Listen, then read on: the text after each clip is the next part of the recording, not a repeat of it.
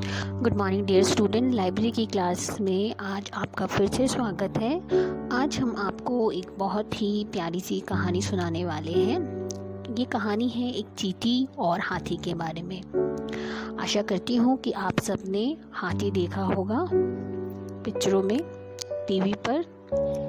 ये कहानियों की किताब में हाथी को तो ज़रूर ही देखा होगा।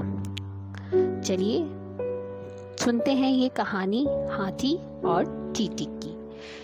तो प्यारे बच्चों, जंगल में एक चींटी रहती थी। वह रोज सुबह अपने भोजन की तलाश में चल पड़ती। भोजन मतलब अपना खाने की तलाश में चल पड़ती।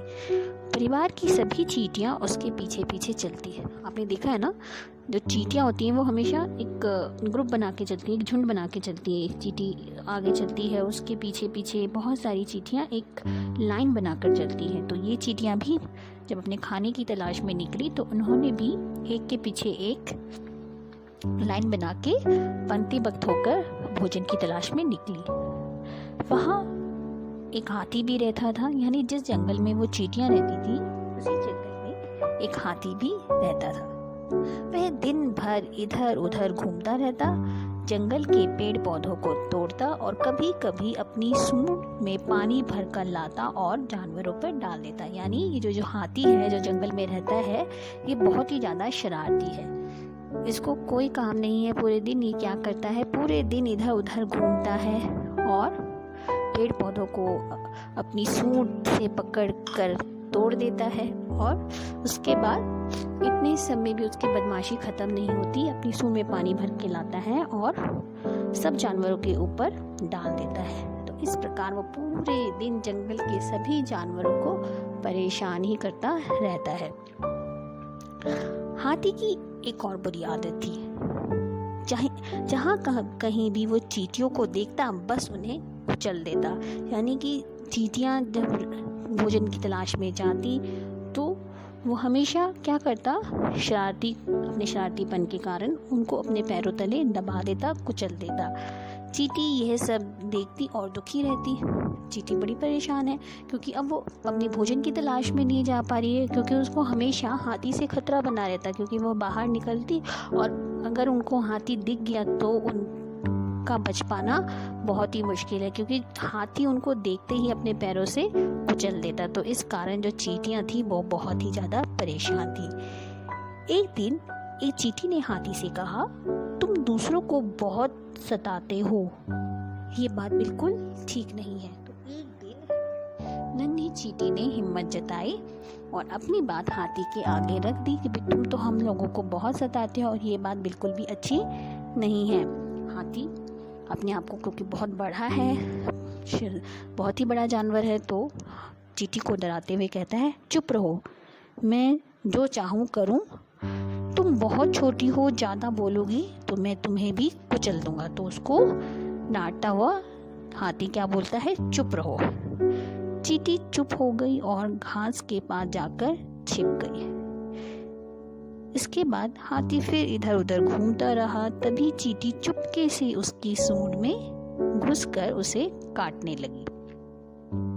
हाथी अब परेशान होने लगा। आपको पता है ना, चींटी जब काटती है तो हम कितने परेशान हो जाते हैं। तो हाथी भी जब चींटी को, वैसे भी हाथी पे बहुत गुस्सा आ था, तो जैसे ही वो चुपके से उसकी सूंड के अंदर घुस गई, उसको काटना शुरू किया। अब तो हाथी बहुत परेशान हो गया।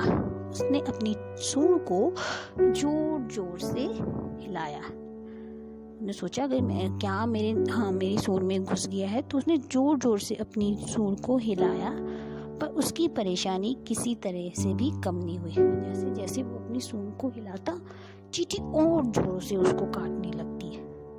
तब चींटी बोली, परेशान क्यों हो रहे हो, तुम भी तो दूसरों को बहुत सताते हो। तो चींटी ने कहा, क्यों परेशान हो रहे हो, तुम भी तो दूसरों को सताते हो, दूसरों को भी कितना दुख होता है।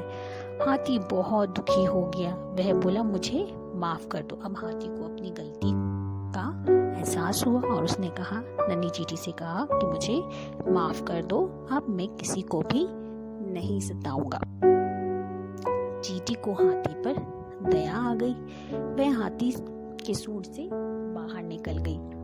फिर बोली, किसी को भी छोटा या कमजोर नहीं समझना चाहिए। तो चींटी ने कहा,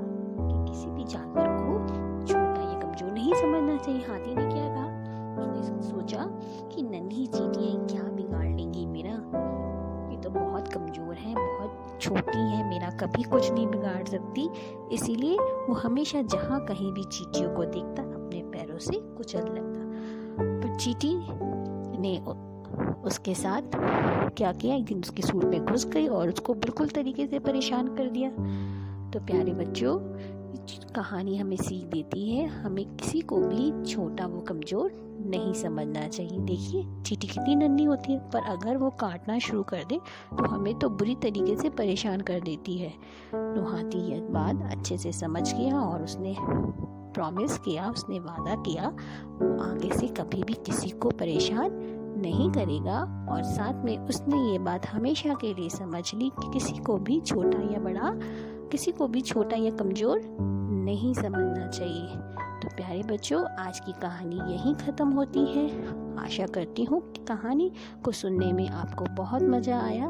एक अगली कहानी के साथ फिर आपसे मुलाकात होगी। नमस्कार।